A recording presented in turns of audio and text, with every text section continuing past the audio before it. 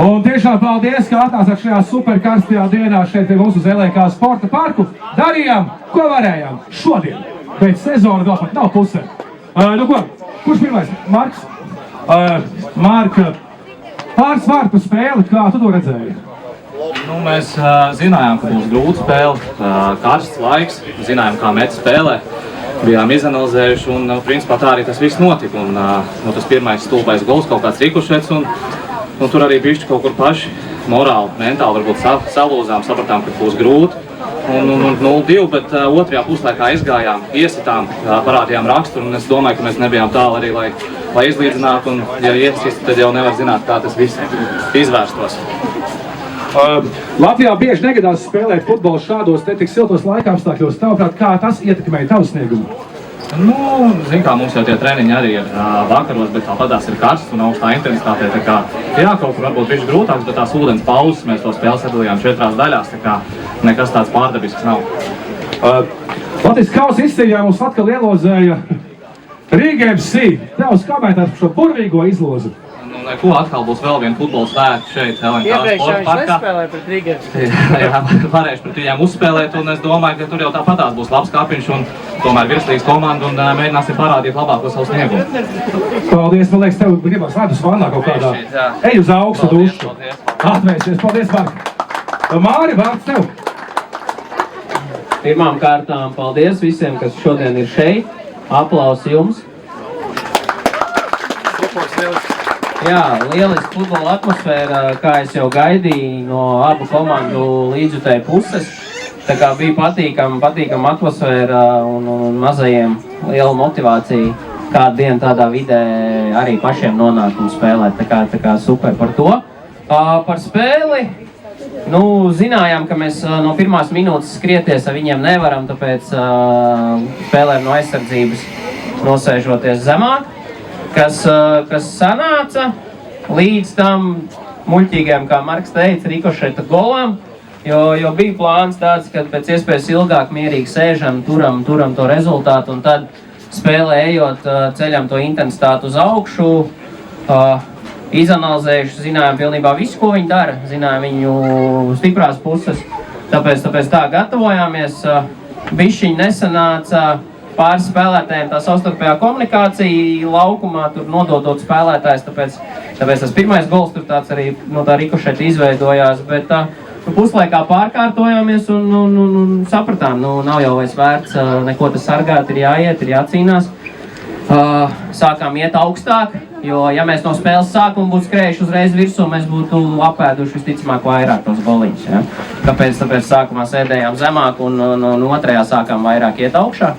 Un ātrus tos vārdus dabījām, kas iedeva mums to cerību tajā spēlē atgriezties, bet, labi, šodien rezultāts ir tāds, bet tāpatām, sezona vēl nav pusē, vēl ir 2 svarīgas spēles priekšā, un kā es džekiem arī šajā nedēļā treniņos teicu, es saku, daudziem šī spēle ir svarīga, bet ir jāatcerās, ka uz viņu ir jāiziet ar vēsu galvu, jo tā nav pēdējā spēle, un nevar iet tādās divcīņās un pelnīt kartītes, kas var apmaksāties pēc tam vēl nākamajās spēlēs, tāpēc iespējams daži sagaidīta liela agresija no mūsu puses vai ko, bet nē, mums tā nākamā nedēļa un aiznākamā nedēļa tās spēles ir tāpat tiks pats svarīgs kā šī, tā kā šī bija viena no čempionāta spēlēm.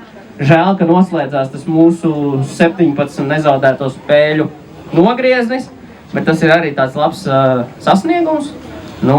Aizmirstam šo spēli, kā es teicu, aplī un gatavojamies izbraukumam uz Daļiņu stadionu. Tur smuks spriedzi, dabīgi zaļa zāle, tā kā forši izbraukums. Māri, sāksim jaudu!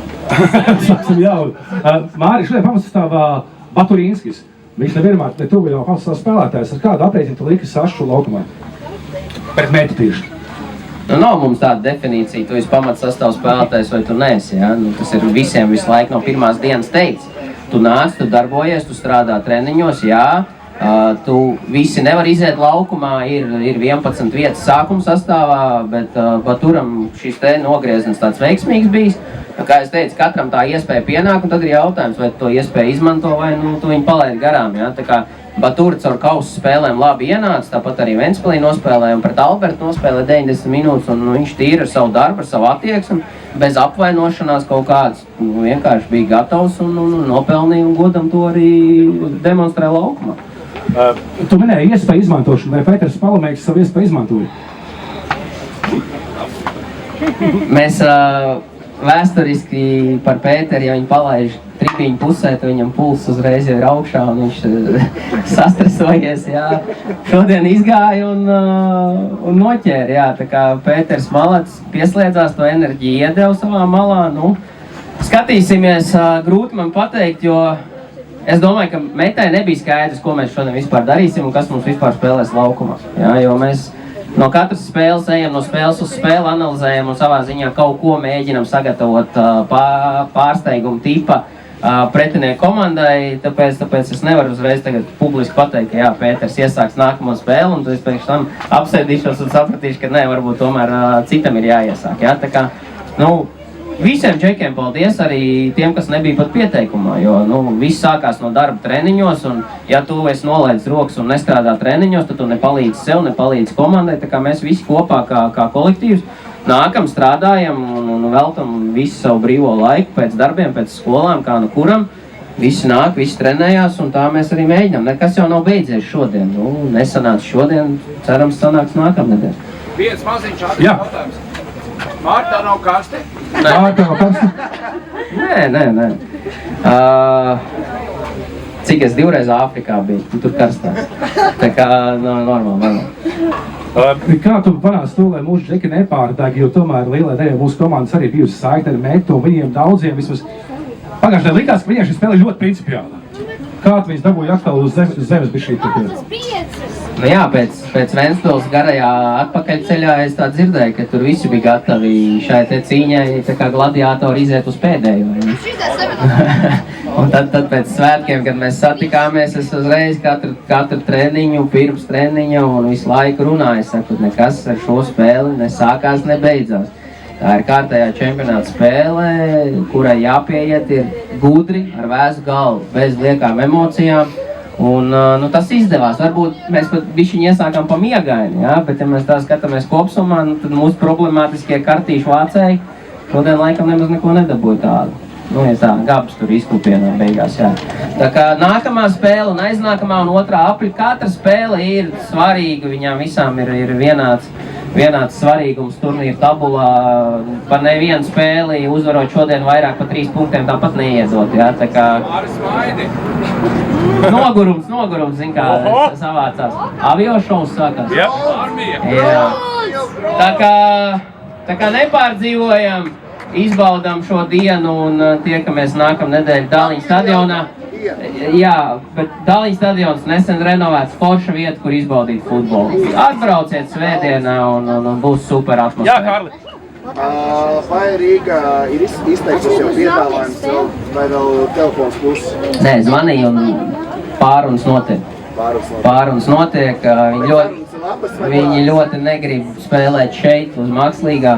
Mums citu opciju tur nav. Tāpēc diemžēl, viņiem būs jāpiekāpjas vai ko. Bet, vēl tāds gala variants, kur, cikos, diena ir zinām. Tas ir 10. Piektdienas vakars.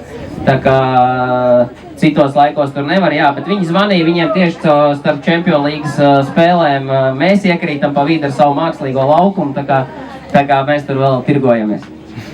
Jā, paldies abu komandu faniem par atbalstu. Tribīnes atmosfēra bija forša super un tiekamies nākamajās spēlēs. Braucam peldēt! Čau! Paldies!